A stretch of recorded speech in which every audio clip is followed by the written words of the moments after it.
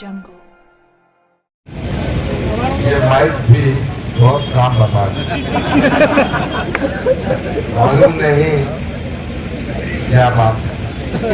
जैसा हमारे मुखालिफिन भी ऐसी ही कुछ बातें कर। देखिए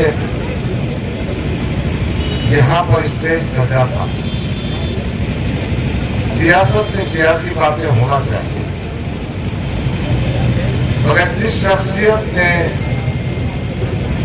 जो बातें की है उससे उनकी हैसियत का अंदाजा होता है। मोहतरम असदुद्दीन अवी साहब ने कहा कि डॉक्टर गफ्फार कादरी ने 2014 में पैसों के लेन देन की बात की।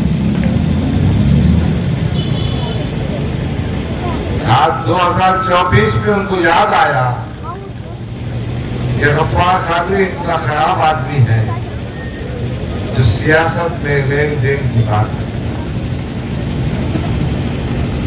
मेरा सिर्फ एक ही कहना है, असद साहब आप तो देश की क़ियादत करने निकले हैं।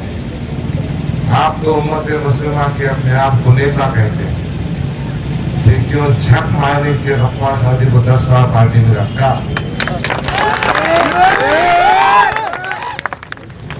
क्यों 2 वक्त मुझे टिकट दिया? क्यों मुझे महाराष्ट्र का कारगुजार सदर बनाया? दोस्तों सच्चाई तो ये है, अल्हम्दुलिल्लाह मेरा दामन इतना पाक है लेन देन के मामला में। हाँ गुनाहगार होगा, अल्लाह मुझे मेरे गुनाह को माफ दो, और पैसों के मामला में मुझ पर कोई उंगली नहीं उठा सकता। पैसों के लेन देन में मैं इस पर कोई उंगली नहीं उठा सकता। मेरा दुश्मन भी कहेगा कि गफ्फार कादरी हिसाब किताब में सीधा आदमी। मोहतरम ने कह दिया मुखराहट है ना, बहुत परेशानी है। सवाल का जवाब ये देना चाहिए था, क्या गफ्फार कादरी का इस हल्के असेंबली में उम्मीदवार बनने का हक था या नहीं था? क्या गफ्फार कादरी पे आपने नाइंसाफी की या नहीं की? मैंने खत लिखा था उनको, खत बड़ा तफसीली था। उस खत में मैंने लिखा था कि मोहतरम सदर साहब मेरी उम्र 66 साल हो चुकी है, शायद ये इलेक्शन मेरी जिंदगी का आखिरी इलेक्शन था। सदर साहब ने उस वक्त तो कोई जवाब नहीं दिया, और परसों 2 दिन पहले यहाँ की स्टेज से कह रहे थे कि उम्र 70 साल की हो गई है, अल्लाह करी। मिस्टर असदुद्दीन अवैसी, काश तुम ये मेरे सामने कहे होते, मैं भी आपको जवाब दिया होता। मेरा मानना है कि एक मोमिन जो अल्लाह को मानता है, अल्लाह का बंदा है, वो पैदा होने से लेके मरते दम तक अपना काम अंजाम देता। समाजी खिदमत भी, सियासी मैदान में गैरतदिली से काम करना भी, सियासत में मुसलमानों की ईमानदाराना खिदमत करना, अवाम की खिदमत करना भी अल्लाह अल्लाह करने के बराबर है। अरे टोपी पहन के, शेरवानी पहन के ऐसे भामटे भागना मत करो ना भाई, वो हो गया। वो जो उनका बच्चा है ना, वो तो उसके कदम आगे। के स्टेज से उन्होंने कहा, डॉक्टर का दामाद हाथ पकड़ पकड़ कर पेशेंट से कह रहा था 2024 के पार्लियामेंट इंतखाबात में चंद्रकांत खैरे को 2 मशाल वोट। अगर आदमी के बच्चे तेरे बाप की जागीर है क्या? मेरा दामाद मेरी बात क्यों सुनेगा? वो एमजीएम में प्रोफेसर ऑफ मेडिसिन है। डॉक्टर उमर खादरी की बात कर रहा हूं। वो हेड ऑफ डिपार्टमेंट है। वो 42 साल का नौजवान है जो 42 साल में मेडिकल कॉलेज में प्रोफेसर और एचओडी बना है। डॉक्टर उमर खादरी को आप सब जानते होंगे। बेखर्च तरीके से कौम और मिल्लत के काम आता है। और इम्तियाज जलील, अगर तेरी याददाश्त कमजोर होगी तो मैं याद दिलाना चाहता हूँ, जब ताज विमानता होटल में बैठे थे, मैंने असद साहब से कहा था इसकी हरकतें तो ऐसी है कि मैं मेरे दामाद को कन्विंस नहीं कर सकता, स्टेज पे क्या भाषण दूं मैं। फिर मैंने असद साहब को वाकया सुनाया। कोविड के जमाने में इनके कुछ कारपोरेटर्स एमजीएम अस्पताल पहुंचे। इनको पैसा वसूल करने का था। उन्होंने डॉक्टर उमर से गाली गलौज की, बदतमीजी की। जो डॉक्टर उमर हमेशा इनसे खिदमत में पेश आता था, इनकी मदद करता था। मेरे दामाद ने मुझको फोन किया। मेरे दामाद ने मुझसे कहा कि अंकल, ये लोग ऐसी हरकतें कर रहे हैं। मैंने कहा इम्तियाज जलील के चमचे और एजेंट है, वसूली के काम में लगे बैठे हैं, मैं कुछ नहीं कर सकता, आप पुलिस को तत्काल दो। डॉक्टर उमर खादरी ने पुलिस में तत्काल दी है और उसके बाद से डॉक्टर उमर खादरी का दिल उचाट हो गया। आप लोगों की इज्जतों से खिलवाड़ करेंगे, लोगों को गाली गलौज देंगे, अपने चमचों एजेंटों के जरिए बेइज्जत करेंगे और फिर तुमको वोट दें। ये शहर में कितने मुस्लिम व्यापारी हैं जिनको इम्तियाज जलील ने नहीं लूटा। मैं नाम नहीं लेना चाहता।